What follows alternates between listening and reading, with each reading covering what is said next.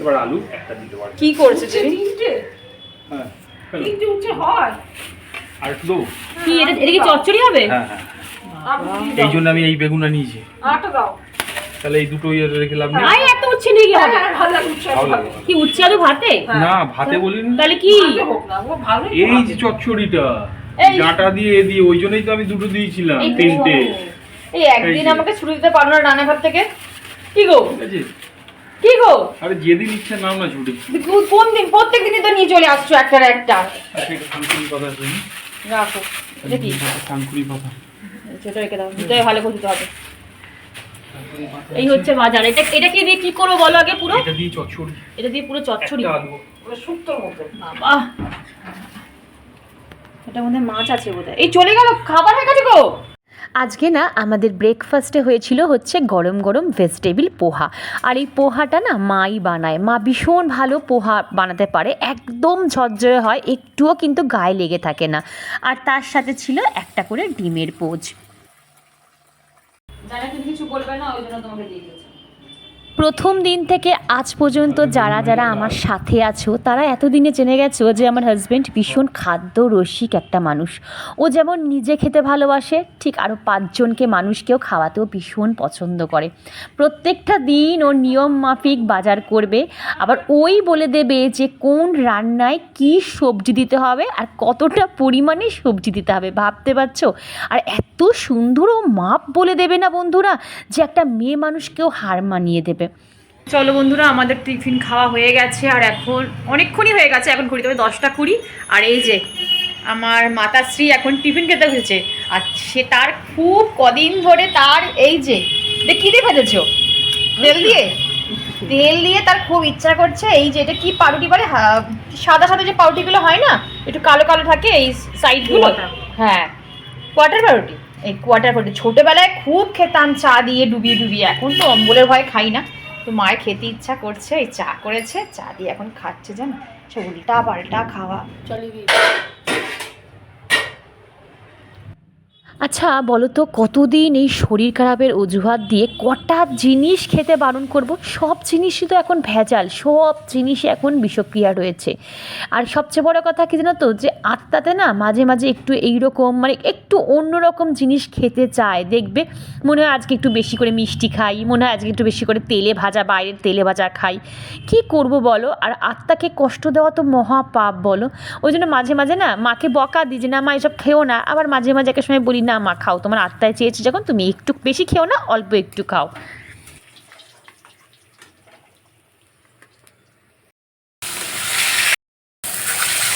সময় ছিল মানুষ লোহা খেয়েও হজম করে নিতে পারতো, সেই ক্ষমতা মানুষ রাখতো। তাদের শরীরে কোনো ব্যথা বেদনা, কোনো রোগ কিচ্ছু ছিল না। কিন্তু দেখো এখন যত দিন যাচ্ছে মানুষ জল খেয়েও হজম করতে পারছে না। সাধারণ ভাত রুটি ঘরের তৈরি খাবার খেয়েও মানুষের গ্যাস অম্বল হচ্ছে। মানে ভাবতে পারছো, যত আমাদের সমস্যা, যত রোগের কারণ হচ্ছে আমাদের এই খাবার। মানে তুমি যেটাই খাবে সেটার মধ্যেই বিষ প্রয়োগ করা আছে।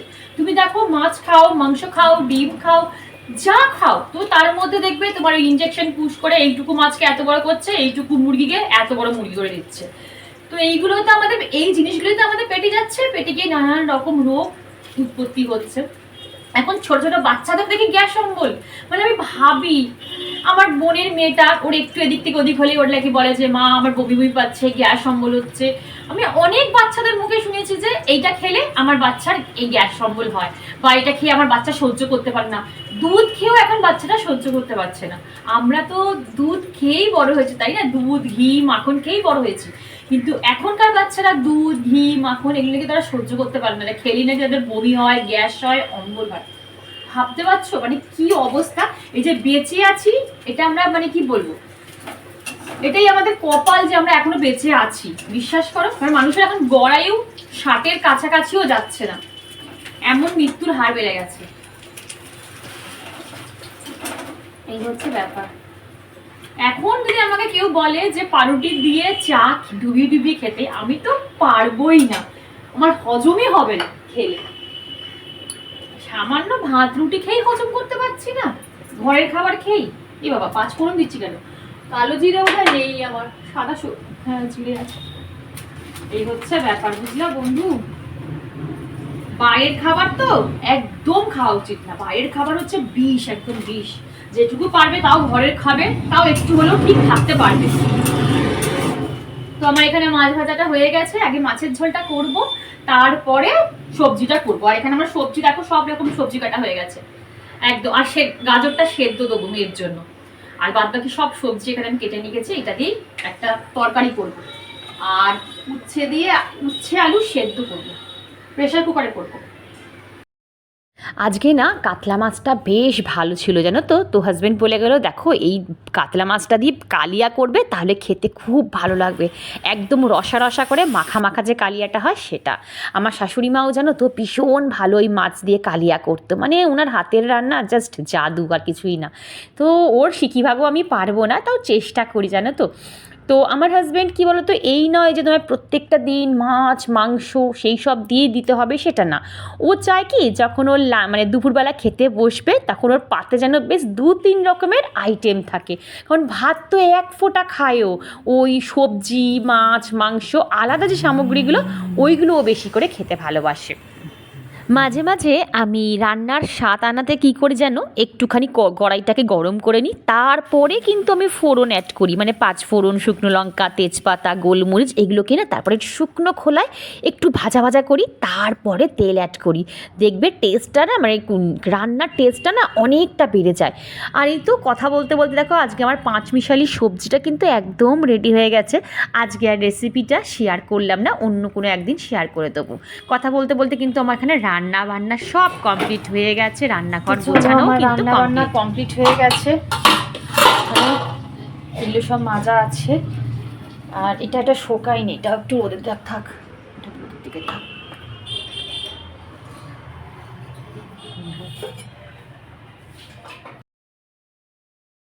গুড ইভিনিং বন্ধুরা, আবার তোমাদের সাথে দেখা হচ্ছে আমার ইভিনিংয়ের ব্লগে। তারপর তো রান্নাঘর পরিষ্কার করে স্নান টান করে পুজো করে খাওয়া দাওয়া করে সব একটুখানি রেস্ট নিয়েছিলাম।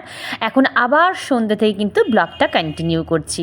আজকে একটু আমি আর মা না বাইরে বেরোবো জানো তো, অনেক দিন ধরে যাব করে যেতে পারছি না জানো তো, কিছু কিছু জিনিসপত্র কেনার বাকি আছে। ওই কী বলো তো, সন্ধ্যের পর না এমন একটা ল্যাথার্জি লাগে যে বেরোতেই ইচ্ছা করে না। তবে আজকে একটু যেহেতু মানে ঠান্ডাটা কম, তো মাকে বললাম, মা আজ তো বেশ ঠান্ডাটা অনেকটাই কম, চলো তুমি আর আমি জিনিসপত্রগুলো কিনে নিয়ে আসি। এখন তো আমার মাই আমার সঙ্গী হয়েছে। আমি মনে করি যে গৃহস্থের সন্ধ্যেটা খুব ইম্পর্টেন্ট একটা জিনিস জানো তো। ঘরের কোনায় কোনায় যত তুমি ধূপ ধুনো সুগন্ধি বাতি জ্বালিয়ে রাখতে পারবে, দেখবে তত তোমার ঘরের গৃহস্থ লক্ষ্মী তত সন্তুষ্ট থাকবে, আর ঘরে কিন্তু একটা আলাদা পজিটিভিটি ফিল হবে। তোমরা আমাকে অনেকেই জিজ্ঞাসা করেছিলে যে আমার কিচেনে যে এয়ার ডিফিউজারটা রয়েছে সেটা আমি কোথা থেকে কিনেছি। যদি বলো যে কর্পূরদানিটার কথা জিজ্ঞেস করো, তাহলে কর্পূরদানিটা কিন্তু আমি আমাজন থেকে কিনেছি। আর যে নীল কালারের সেরামিক ডিফিউজারটা দেখছো ওটা আমি মার্কেট 99 থেকে কিনেছিলাম। এদিকে মেয়ে পড়তে যাবে জানো তো, তো ওকে একটু টিফিনে ভাবছি একটু কফি করে দেবো। আর এখানে যে বানানা ব্রেডটা দেখছো এটা 2 পিস ওকে কেটে দেবো। এটা দেখতে পুরো দেখো কেকের মতন, কিন্তু এটা কেক নয় জানো, এটা কিন্তু ব্রেড, পুরো কলা দিয়ে তৈরি। এর মধ্যে না আছে ময়দা, না আছে সুগার, না আছে কোনো প্লাম অয়েল, এতটাই হেলদি একটা ব্রেড। ঠিক আছে, এটা তোমরা যদি বলো কোথা থেকে কিনেছি, এগুলো আমি সব কিছু কিন্তু ব্লিঙ্কিট থেকে কিনেছি। তোমরা ব্লিঙ্কিটে একটু সার্চ করবে, দেখবে সব কিছু তোমরা পেয়ে যাবে। ওইভাবে তো আমি লিঙ্ক দিতে পারি না। আর এখানে সকালবেলা যা যা আমি ব্লিঙ্কিট থেকে অর্ডার করেছিলাম সব এখন একটু একটু করে তুলে গুছিয়ে রাখছি, সকালে একদম টাইম হয়নি জানো তো। আর আমি না বিস্কিট খেতে ভীষণ পছন্দ করি, ওই বেশি না, চা দিয়ে ইভিনিংয়ে 2টো করে বিস্কিট খাই। আর এই ঘিটাও অর্ডার করা হয়েছিল, আগে একটা ঘি হাফ রয়েছে, তো ওটা শেষ হোক তারপরে এটা বার করব। এটা কিন্তু একদম কাউ ঘি যাকে বলা হয়। তো এদিকে মেয়ে খেয়ে দিয়ে দুগ্গা করলো, তারপরে আমি একটুখানি স্টোভ ক্রিমটা ইউজ করবো, তার আগে ময়শ্চারাইজারটা ইউজ করি। তোমরা তো জানো আমি বেশি কিছু হাবজি গুবজি মাখি না। আমাকে মৌসুমিদি কমেন্ট করে বলেছিল যে ফেসেস কানাডার স্টোভ ক্রিমটা আমি ইউজ করি, সেটা রোজ গোল্ড না সিলভার কোনটা। আমি যেটা ইউজ করি সেটা কিন্তু রোজ গোল্ডটা ইউজ করি। অ্যাকচুয়ালি কী জানো তো, এটা স্কিন টোন অনুযায়ী নিতে হবে। তোমার স্কিন টোন তো আমি দেখতে পাচ্ছি না, ওই জন্য একটুখানি ভালো করে সার্চ করে ইউটিউব দেখে তোমার স্কিন টোন ওয়াইজ কিন্তু এইসব স্ট্রোব ক্রিম কিনতে হয়। না হলে না, যদি স্কিনের সাথে এই ক্রিমের টোনটা না ম্যাচ হয় তাহলে কিন্তু দেখতে খুব অড লাগবে। আর দেখো, সামান্য একটু লিপস্টিক আর একটা কাজল পরলেই মুখটা কতটা ব্রাইট লাগে না?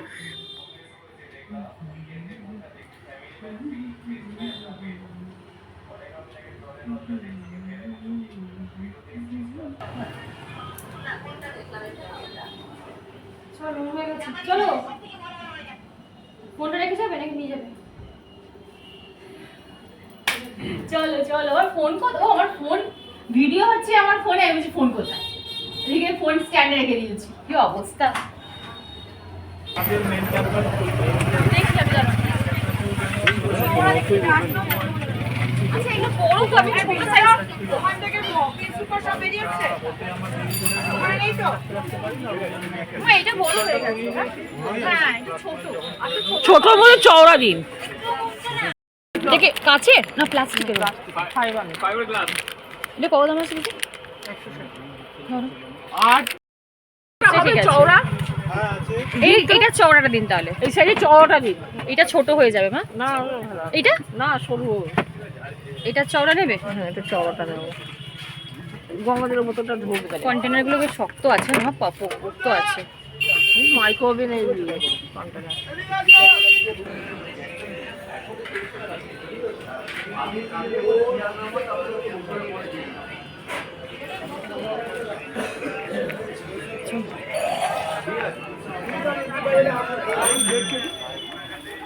আচ্ছা, এই ঘরটার দাম কত আছে?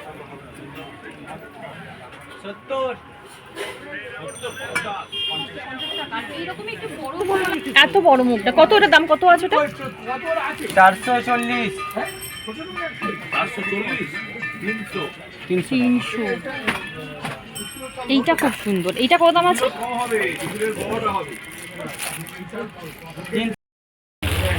এটা না, এই সাইজটা রাখো। এটা ঠিক আছে। দেখো মালা কত করে বলছো? মালা কত করে এইগুলো? 10 টাকা। কিন্তু মা আজকে নিলে তুমি কালকে পুজো করতে পারবে না মা, নষ্ট হয়ে যাবে। হ্যাঁ, সকালে পুজো করে নেবে ঠিক, কিন্তু মালাটা থাকবে। এইটা নাও ঘটের জন্য, লক্ষ্মীনারায়ণের জন্য। আর এইগুলো সব বাবা লোকনাথ বাবা। ঘটে দিলে ঘট পড়ে যাবে। ছোট ছোট থেকে নাও, একটু ছোটটাতে একটু। আচ্ছা নাও। এগুলো বড় বড় দেখে দেবেন। হ্যাঁ দেখি, এই ছাড়িয়ে দেবেন, আমরা ছাড়াতে পারি না। এই তো এই তো। তার ভেঙে গেছে। এই কাঁকড়াটা নিয়ে যাও, ফুল ঘিলু হবে। তোমার সামনে ফাটাবো কি? মিলু মিলু না, মাংস হবে না? এ খেলে তোমার মনে রাখবে। দেখিয়ে নাও, মেয়ে কাঁকড়া কিন্তু এই দেখো। এই বাবা, এই ও বাবা। ভগবান, এই কাঁকড়ার দাম কত তুমি জানো না? দেখি তিন পিস সময় মাল চুপ করে থাকে। দেখো না তুমি কত হয়, দেখি আগে।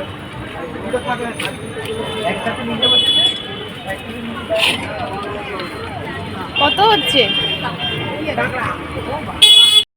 নাও, তোমার এই 10 ভালো করে টাকা কম বেচে দাও, নিয়েছে। ভালো করে বেচে দাও। 10 টাকা তো আমরা, তোমরা সবার কাছে, আমাদের কাছে যারা বলে না যত গরিব তাদের তত না রে বাবা।